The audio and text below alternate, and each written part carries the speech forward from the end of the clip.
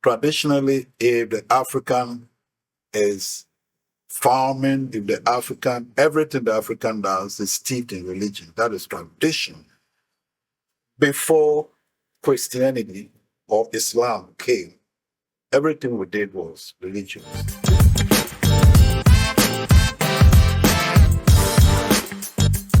So, Dr. Kwasi Sampong, listen, we have been talking so much offline, and the conversation has been so good because, for me, I'm all about really not just having high level theoretical conversations, but really talking to people who are imparting that knowledge on others. So, thank you so much for being with me today. I'm looking forward to the conversation. Thank you for having me. I'm really honored to be here. Thank you very much. Yeah, it's definitely my pleasure. So what I want to do is, as I said, we've had some great conversations off camera talking about leadership in Africa, leadership in Ghana, corruption, all of these things. But before we go there, I just want the people to know a little bit about your background. So if you could, maybe just share a little bit about where you did your schooling and what did you go to school for, and maybe some of the places that you schooled in. All right. My name is Kwasi Sampong. As you said, my father was a pastor, Assemblies of God pastor. And I really didn't want to do that, but I found myself in it as a pastor. So I studied theology for my first degree, bachelor's in theology here in Ghana. Then I did master's in theology in the UK, came back, and I've been pastoring almost all my life. And I've also been teaching here in Ghana. Then about 20 years ago, I went to the USA to study this time education, a doctorate degree in education at Oral Roberts University in Oklahoma. So I spent a little bit of time, I think 9 years in the USA. Then I came back to Ghana. I teach theology and related subjects or courses at the Central University, the University in Ghana, the Accra, that I helped to start. So that's what I've been, pastor, and I teach in the university. Now, which of the specific, let's say, courses of theology do you focus on? I studied systematic theology. And so when you talk of systematic theology, you're really talking about the doctrines of the church, the doctrines that we believe in. Is Jesus divine? Did he actually, was he born of a virgin? And that kind of, we just want to establish the faith that we live in. So that is where the area is. Okay. Now, I'm going to jump straight into it because I know that you are very well educated. And like I said, we've talked offline and we have so many similar ideas about things. And I posted a video a while ago and it was why I stopped going to church. Yeah. And in my video, I was very honest and open. And I talked about how for me going through a part in life where I was just, I needed to step back and really, I think one of the popular phrases now is deconstructing my own faith or theology. And I don't know if I was doing that, but I was just making some critical assessments. And to be very honest and open, one of the reasons I created that video is because when I came to Ghana, I was very disappointed, Dr. Kwasi. I was very disappointed because it reminded me so much of Black America in that we had a high level of religiosity, but the practical aspects of how that level of biblical living and leadership transferred into the community was desolate. And so when I came to Ghana, essentially what I saw was something that reminded me of that same level of kind of Black religion in America. Instead of in Black America, it was, God's going to buy you a house, God's going to get you a car. When I came to Ghana, it was, you're going to get a visa. And these things. And so here's a question, like I said, we're jumping straight into it. Someone asked me the other day this question. I want to pose it to you. On the continent of Africa, or if we want to focus particularly on Ghana or West Africa, is religion doing more harm than good? I would say no. And my reason is this. Um, Religiosity is doing harm, but religion is really not doing. And what do I mean by that?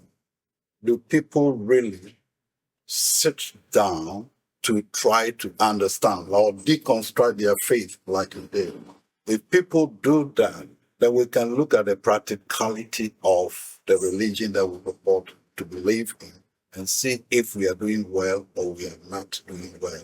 But if the African, as is it John Mbiti, Kenyan, has said that the African is very religious. He Yes. actually used, I forgot the actual word he used. He He said said incurably religious. incurably religious. Yes. Because religion is our life, traditionally.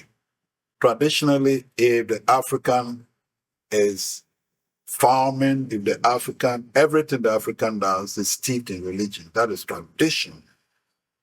Before Christianity or Islam came, everything we did was religious. Please unpack that for someone who needs to understand that, what that means. Before Western culture came to Africa through colonialism and through trade and all that, the African worshipped God through the ancestors. Mm. Parenda has written something about African religion. And what he did was that he studied the African religion and he realized or he saw that the African believed in the Creator God. They believe that the Creator God is so transcendent, but he has children who relates to him through them. And that we relate through the children of God who are supposed to be the lesser gods. Mm. Mm. And when a woman dies, especially man dies, and he lived well, he is not extinct. He is going to be closer to God. So those are our ancestors. Mm. And so when a man is going to start a new venture, like he's going to do a new farm, he goes to the land and he prays through the ancestors to the Creator God. Mm. When a man is embarking on anything, he will not do it except by prayer. And so religiosity was already part of the culture. And so when the missionaries came, it was just an exchange or a change of the gods. We knew God already, but we didn't know how to get to him. And so it was just a change. So it was easy to assimilate what a white man brought. But what I'm saying is that it is our culture to be religious. Mm. Mm. That's why you will not see any traditional African say an atheist. Atheist is a foreign concept in Africa. Mm. Atheism is a foreign concept in Africa. Wow. There's no atheist in Africa. Every African, unless he has been so westernized, every African has been so westernized and become sophisticated. There is no atheist in Africa. I've never heard an African Really? say I'm atheist. Yeah, we're not atheists. So whether it is Islam that came to the northern part of or Christianity, so this absorbed in it. Now the work of the pastor is to make sure that there is a smooth transition. Because actually God has appeared to every culture, every indigenous culture. God appeared to every, because we're all in Eden. Mm. And so there is a subconsciousness recognition of God. Mm. Now, when a person affirms his faith in Jehovah through Jesus Christ, he is not a former atheist who has found faith. He is somebody who was serving or who believed he was serving God, and now he has found maybe a better path to God. When the missionaries came and they learned our indigenous languages, guess what? They used the names we used to call God in translating the Bible. And so the names that our ancestors used to call God and the epithets or the what do you call it? The grandiose names that we used for God. That is what we use in the Bible. That's why you read the Tree Bible or the Fanti Bible, the Ewe Bible. Those are the names that we used to our ancestors used to call God. Can you give us some examples of some of those indigenous names? God. For we say Odomankoma. Odomankoma in the Tree language means Almighty. Ahuntahun. Ahuntahun means the one who sees everything. So the Sampong, omnipotent, all powerful God. So we have the three omnis of God: omniscient, omnipotent, omnipresent. We already had those concepts in the Tree language before the white man came. So we knew God before the white man came. And so we call something, God has already preceded the missionary in all Aboriginal cultures. And so going to God through Jesus Christ is what the missionaries brought. Okay. But we already knew them.